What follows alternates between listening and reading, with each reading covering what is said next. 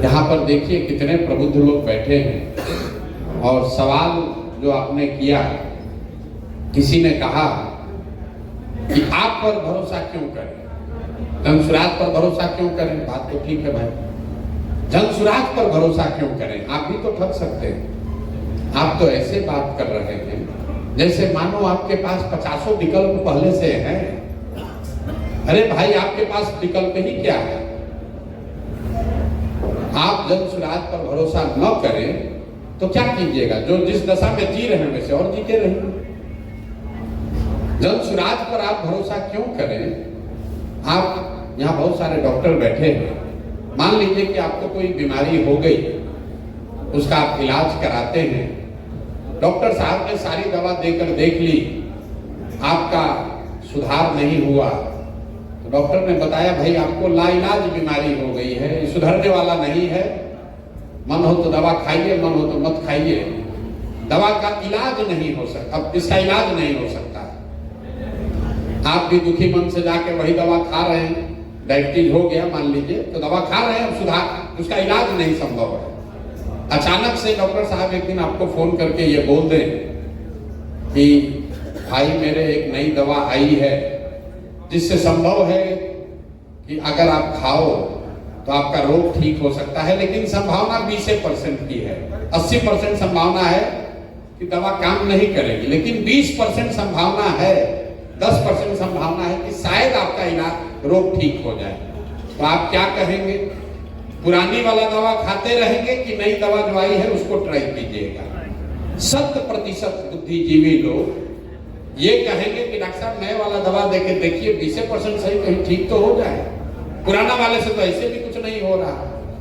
तो आपने कांग्रेस को, राजद को, जदयू को और राजद को, ये तो सब आपने ट्राई करके देख लिया। कोई नई दवा, नया विकल्प जनसुराज के तौर पर आया है, आपको अच्छा लगे तो अपनाइए, और न अच्छा लगे तो जितनी बेहतर जिंदगी आप जी रहे हैं वो जीते रहिए। कई लोग हमको कहता है नहीं बात तो बहुत बढ़िया कह रहे हैं, लेकिन इसको होने में अभी समय लगेगा। देखिए कितना आदमी अपने आप को होशियार समझता है कि बात तो ठीक कह रहे हैं, लेकिन इसको होने में अभी समय लगेगा, 5-10 वर्ष लगेगा। हम पैदल चलते हैं तो लोग आता है कहता भैया हिम्मत मत हारिएगा, हम लोग हैं आपके साथ, 5-10 वर्ष लगेगा लेकिन होगा जरूर, क्योंकि इसी में भविष्य है। कह ये रहा है वो आदमी कि अभी हम लोग 30-35 वर्ष में कुचाने से मन नहीं भरा है, 5-7 वर्ष और कुचाएंगे तब जगेंगे। 5-7 वर्ष आप लगे रहिए, अभी हम लोग का मन नहीं भरा है, थोड़े दिन और अभी कुचाएंगे। मतलब यहाँ कोई आदमी खड़ा हो जाए, अच्छा आदमी, तो लोग अपने अपने कमरों में, घर में, दुकान में बैठ के हंसते हैं, बिहार में न चलेंगे। लोग टिप्पणी करता है कि बिहार में नहीं चलेंगे। अरे क्या चली हनी, डॉक्टर साहब हैं, वकील हैं, शिक्षक हैं, बढ़िया आदमी हैं, इनको कौन बिहार में पूछेगा।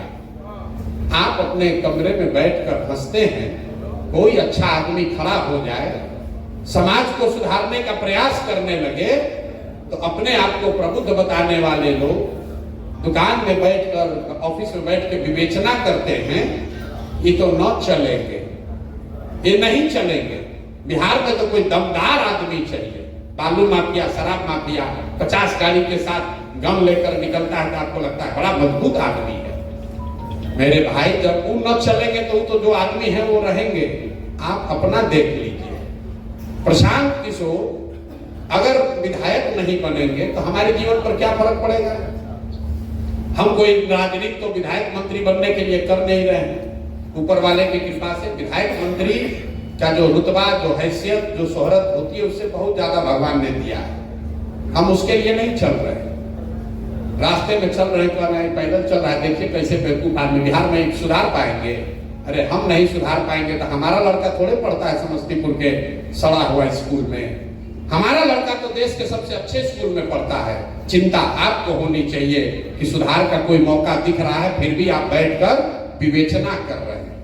तो बिहार के बुद्धिजीवियों के लिए ग्रीस के एक बहुत बड़े दार्शनिक प्लेटो ने एक बात कही जो मैं हर सभा में कहता हूं, if you do not participate in democracy, be ready to be ruled by your inferiors. अगर आप राजनीति में भागीदार नहीं बनते हैं तो इस बात के लिए तैयार रहिए कि कोई मूर्ख आदमी राजा बनकर आप पर शासन करेगा। तो बिहार में जो समझदार लोग हैं वो कहते हैं हम काहे के लिए इसमें शामिल हो भाई, हम काहे किसी पर भरोसा करें। राजनीति में शामिल होने का मतलब ये नहीं कि हर आदमी राजनीति में शामिल होकर चुनाव लड़ेगा। राजनीति में शामिल होने का मतलब ये है कि सामाजिक राजनीतिक तौर पर आप कितने जागरूक हैं। आपने सवाल पूछा, उसका जवाब अभी देंगे।